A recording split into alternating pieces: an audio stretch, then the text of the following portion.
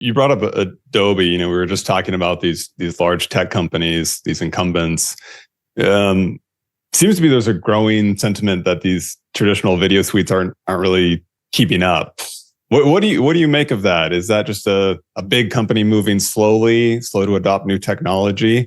Do you see them potentially catching up to some of the startups who are really innovating in this space, or how do you see this playing out? Well, this is a good question. So when it comes to company like Adobe, they definitely did a great job of building tools to polish every pixel. I just think it's naturally challenging for them to adopt to a new era where content can be made end to end with AI. It still represents that less than 10% of content which is being created. Although it's clear that most of the content on socials is going to be generated with AI over time.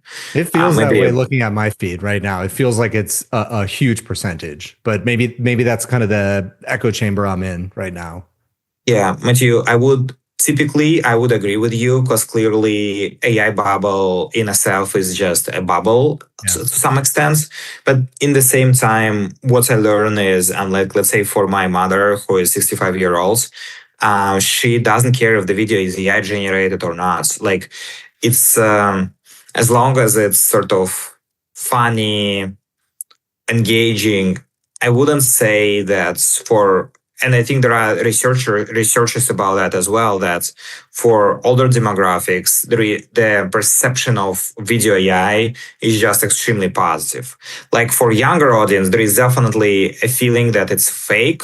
And a lot of creators, like let's say influencers, they resist AI because it kind of feels non-authentic. Although I think for older demographics, we have seen that older actors also use AI for de-aging and so on, and the overall the perception of video AI across older demographics is surprisingly positive. Yeah, I agree, at least from the data point of two with my parents. They're sending me AI videos of, like a cat dancing like a human, and I'm like, wow, we are so early, because that's stuff that we saw 2 years ago. And they're sending it to me and just loving it. And I'm like, you guys know obviously it's AI. And they're like, yeah, but it's funny. I was like, okay. Yeah. So exactly the sentiment that you're describing. Yeah, absolutely. And I think this is truly surprising. That's the sort of we went. I think in terms of the consumption, the video AI has definitely very, very quickly went through this stage where it became the norm. I think there was almost no resistance that video AI, especially deepfake era, we kind of went very quickly past that, to be honest. Like, it's very surprising to me that back in 2020, when we were doing the face filters, the pushback about Snapchat sort of pushing deepfake was like stronger compared to what happens now. While clearly the technology which we had 5 years ago with Snap was nowhere close to what's possible today. So do you think, sorry to interrupt, but our previous guest, we were talking about the fear of it comes from a lack of understanding. Do you think society has basically kind of gotten to the point where it understands, like, okay, if there is a chance, if I'm seeing something, it is AI generated, and that is the thing that has kind of made it more acceptable now? Yeah, absolutely. So I think there are two pieces. On the one side, it's creation, and on another side, it's consumption. So on the consumption piece, I think AI video has become the norm for sure. And I think when it comes to the creation, we definitely see that across maybe Hollywood, maybe across some let's say top Instagram influencers, AI creation is still not the norm. Although I think consumption essentially dictates the marketplace. It's not another way around. So we're entering this new era, that's why for us it has become very important that we do we do provide the tools to democratize maybe higher quality content creation, not just kind of the cat videos, right? I mean, on the one side, the very kind of popular trend about the housewife Olympic Games was started on Higgsfield, but that's not really where we're focused. But that, I mean, on X it went viral, I think, some points. But I think some Yeti videos were made on Higgsfield as well. But the priority for us is to make sure that this tooling can be actually useful for professionals, and the AI video is perceived as actually a way to drive sales and revenue up. So that's what we think about. And the main unlock for us this year is to drive higher level of personalization. So physical production makes it just impossible to make variations of the same video. And with AI, it becomes really easy. As AI models, they essentially understand the semantics of what's inside the video. So that's why this becomes possible. So you're hearing a lot of developers ship code without looking at the code these days. Do you imagine a world where it sounds like you're a proponent of kind of a human in the loop facilitating the creation of this content? Can you imagine a world where marketing teams are developing content so rapidly and they have so much trust in the system that they're maybe not even verifying the outputs? I think there is I think this is a very interesting question. I think there is another I think one of the biggest maybe like dilemmas which we are going to face is how AI generated content is prioritized against non-AI. And that's, to be honest, I mean, our data shows that the adoption of AI videos, specifically on Instagram Reels, is insanely high. Like for example, TikTok and maybe X and maybe YouTube, they push less of AI generated videos. And on Instagram, it's more than that. And it's clearly changing every quarter or so. And okay, so I'm glad you brought that up. Like when you think about AI video and how well it does in the marketing landscape, how much of it is the novelty? Because there is certainly a look, right? It is quite obvious, especially for somebody with a keen eye, that something is AI generated, even if it's meant to look realistic. And so there's this novelty aspect to it where you're scrolling TikTok, you're scrolling Instagram, and you come across something that you hadn't seen before. Thus, you're stopping, you're looking at it. And that's reflected in the metrics for the marketing department, higher engagement. When that look becomes saturated, what happens? Are the metrics going to keep up? Are the models going to get better and thus it's going to change the look? Or like talk a little bit about that.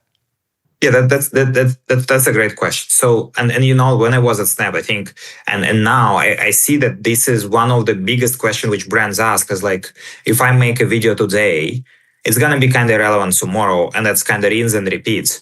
And historically, this is one of the reasons why adoption, while social media is the largest media market in the world, this is one of the reasons why the adoption was probably not the highest possible. And as it's really challenging to produce relevant content every day. And this is one of the problems which we address at Higgsfield with generative AI. We do always build those trendy presets and so on.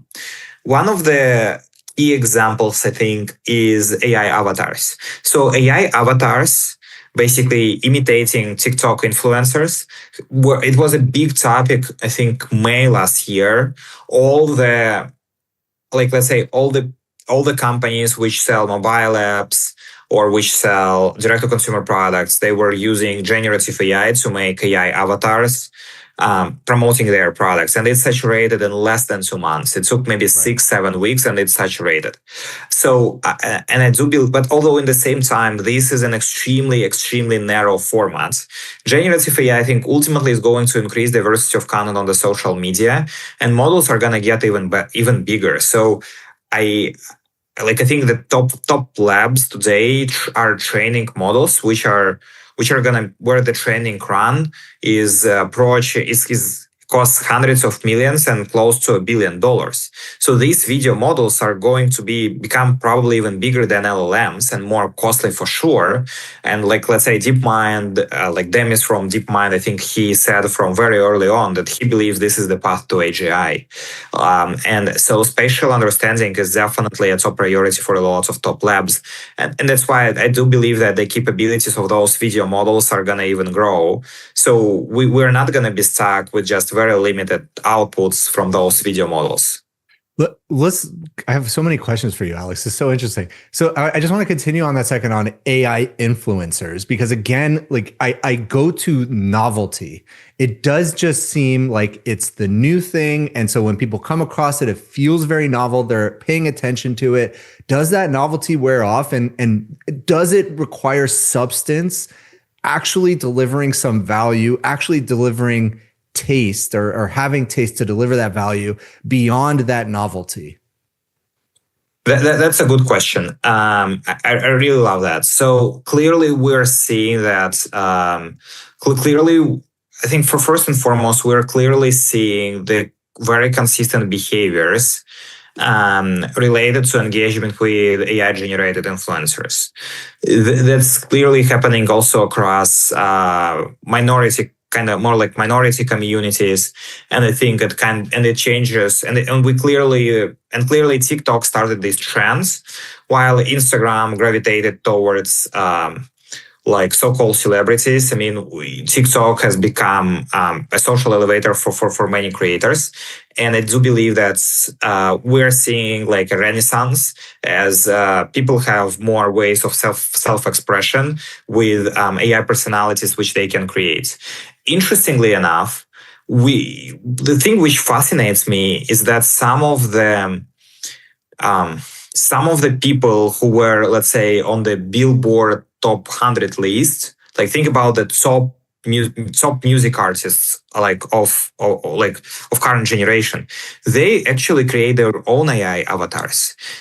And it's not clear where it's all going, but I mean, their perspective, I guess that's what I hear, is that their perspective is to scale the number of advertisement partnerships they can do, and especially go to more markets and so on, and really reduce the fatigue of physical production. Because every ad, every engagement is essentially maybe 1, 2, 3 days of production, and it just takes a lot of it just takes a lot of effort.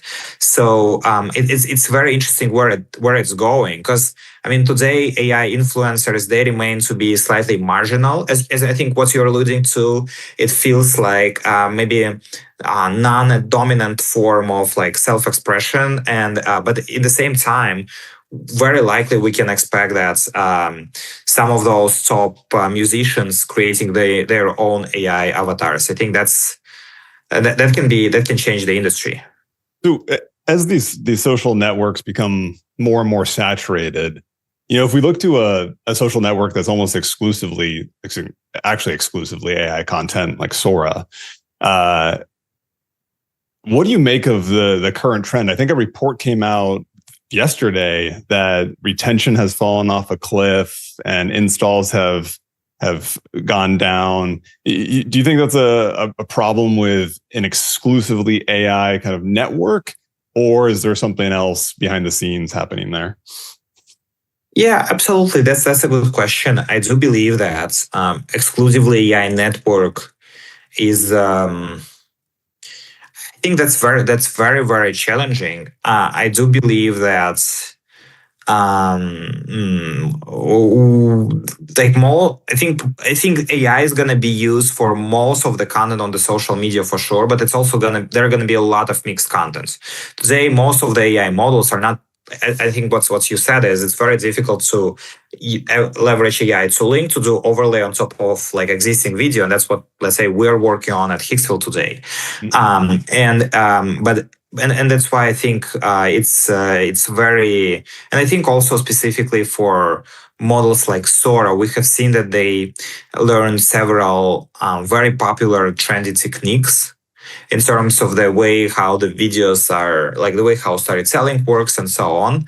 But it's still not it still doesn't cover the true diversity. So I think that the story really has to come from human one way or another, and then maybe the production now becomes way cheaper, so that we eliminate the production tax.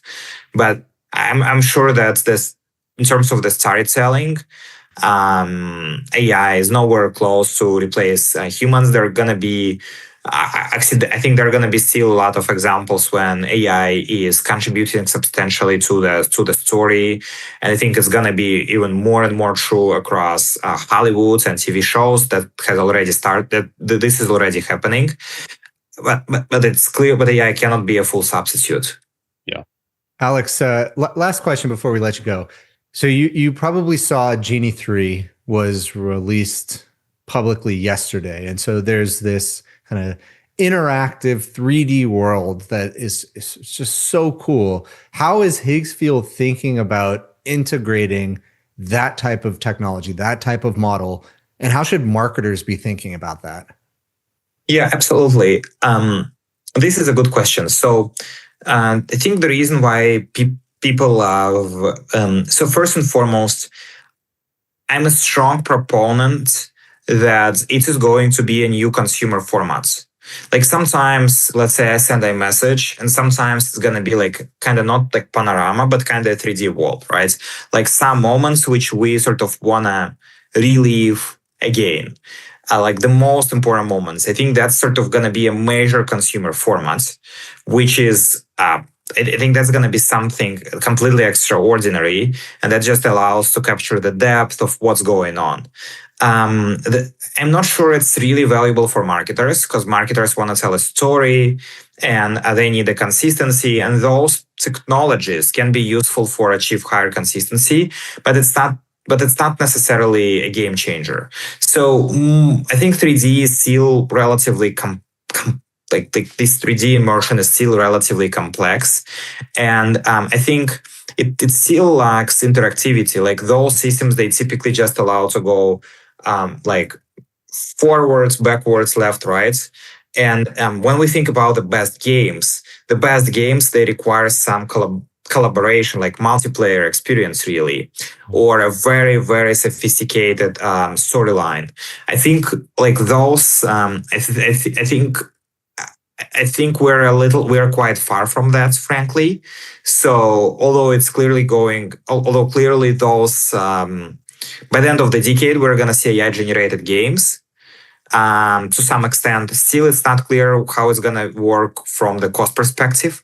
But I think AI generated videos, the era of AI generated videos has already started, and 2026 is going to be explosion of them. Yeah. Oh, Alex, that hurts me because Matt and I made a little bet earlier. You heard the prediction. Yeah. And I think Matt's going to win that one based on what you just said. Thanks, Alex. Thank you. Good to see you again. Thank you so much.